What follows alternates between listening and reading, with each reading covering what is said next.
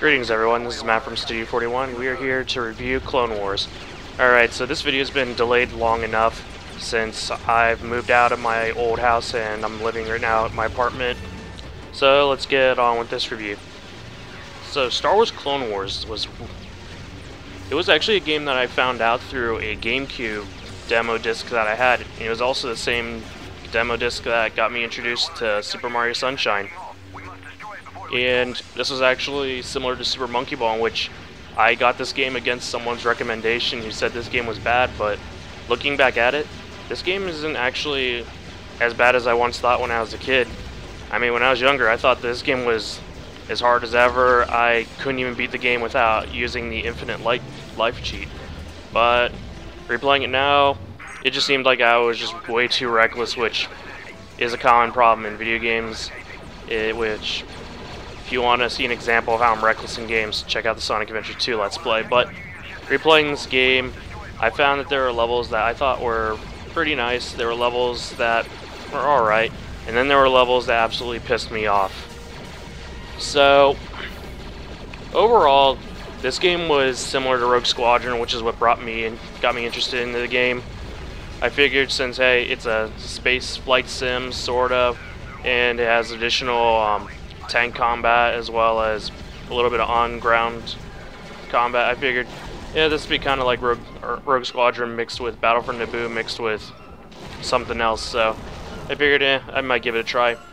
That, and at this time the game was released, I was really big into Star Wars since Episode 2 had recently come out, so I just figured, oh, what the hell. So, replaying this game, I'm starting to have mixed feelings about this game because in some areas I feel they excel in the combat, but then I also feel that there's an oversaturation of the tank combat, which in that the tanks are alright. The problem is that it just feels like this should have been at least had some sort of like upgrading system similar to that of Rogue Squadron, because the only upgrades you really get in this game are through power-ups that you find randomly scattered, and even those don't really do much, since only one does is upgrade your blasters, but those are only found on certain levels, and frankly they can actually be pretty tricky to find depending on what level you're playing.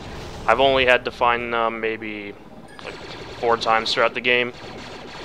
And then also what makes this game stand out from Rogue Squadron and Battle for Naboo is that you have health that you have to find health packs to regenerate, unlike those two games in which your health is permanent and then you only have a certain number of lives per mission.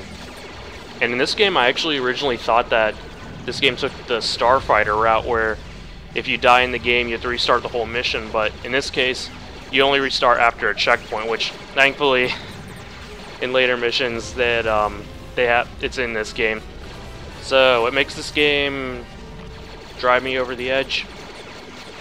Well, it's basically the boss battles against the Proto-Dekas and the battle against the Dark Reaper, along with the speeder sections on the Kashyyyk Moon. And surprisingly, the final battle against the Dark Reaper wasn't even all that bad. It's just really tedious and just drags out. The Proto-Dekas, fuck those guys. The amount of rage I had against those things back when I first played this game was unbelievable. And yes, even though I did say earlier that I used the infinite health glitch the cheat to get through this game, I did actually play the missions legitimately after I beat the game just to try that out. And holy shit, I was just using the worst tactics to defeat those guys, which pretty much what drove me up the wall and eventually just say, fuck it, I'm throwing this game out. I'm burying this game along with Super Monkey Ball. Maybe I'll see it in a few years. But ultimately I did actually go back to replay the game, since there were missions I did enjoy. I just stayed away from any missions that were later in the game and any of the boss battles, since some of them can be really challenging to those who aren't experienced with any of the Star Wars like flight sims. or if you don't know really your strategy, since the boss battles here can actually be pretty challenging, and especially on the later difficulties, which this game has 3, and I played most of it on the easiest and a few missions on the normal. I might just redo the whole thing just to try it out, like for the later ones, but holy crap was I destroyed when I played on the Jedi Master difficulty.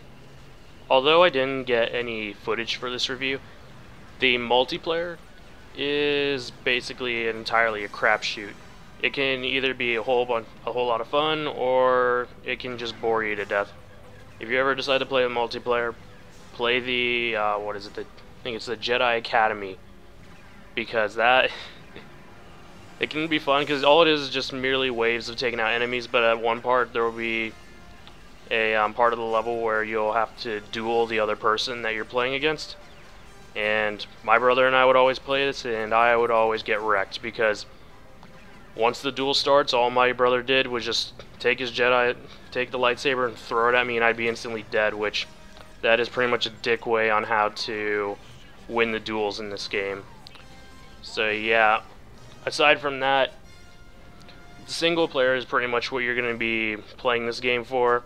I have tried doing the multiplayer on the ship-to-ship combat, and it's okay. It's nothing really to write off on. It kind of reminded me of Star Wars Demolition, but then again, that's a game I haven't played in a really long time, and I don't even know where to get a copy of it. So I don't really want to recommend saying it's too much like that game, but in a way, it kind of reminded me of it. All right, what did I forget? Oh yeah, in this game, there's actually a bit of a command system in which you can order your teammates to either defend you, go after a target, something similar.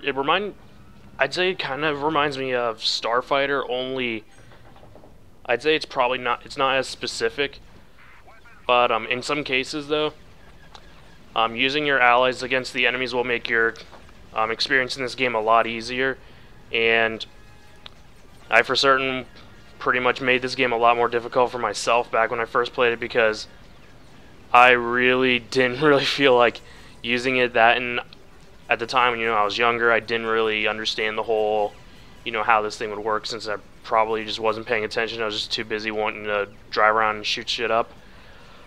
But yeah, if you use it to your advantage, you can actually make some boss battles, and also just making like some levels a lot easier to complete. So with everything in mind, Star Wars Clone Wars is an okay game. It's not something that I'll play as much as, say, Rogue Squadron or even Battlefront Naboo, but it's something I'd play more than maybe a few other Star Wars games that I'll be looking at. But with that, it seems like there was a lot of some missed opportunities in this game. Now, I'm trying to remember when this game came out, but I think it may have came out around the same time that the Clone Wars TV show was also on, and I'm not talking about the Disney one, I'm talking about obviously the original one that was on Cartoon Network. And I was just always wondering, like, what if they had, General Grievous in this game? What if they had more build up to the introduction of Episode 3? I mean, they didn't even include like any of the elements from the other Clone Wars games, or I mean, not the games, the TV show. But anyway, well, it's just something that may have been just an at the moment, opportunity lost there. But other than that, I would have liked to see this game have a remake. I mean, it had a really cool concept, and actually, this game probably would have worked well, if it was just completely remade with a whole new story, or even, including what I just said, was missing from the original. But then again, since Pandemic Studios is no longer around, who knows if this game will probably never be remade or be brought back, so who knows, maybe I'm right, maybe I'll be wrong. But other than that, I'd still give this game a try, and who knows, maybe you'll like it, maybe you won't. So with that said, this is Matt from Studio 41, and I'm out of here.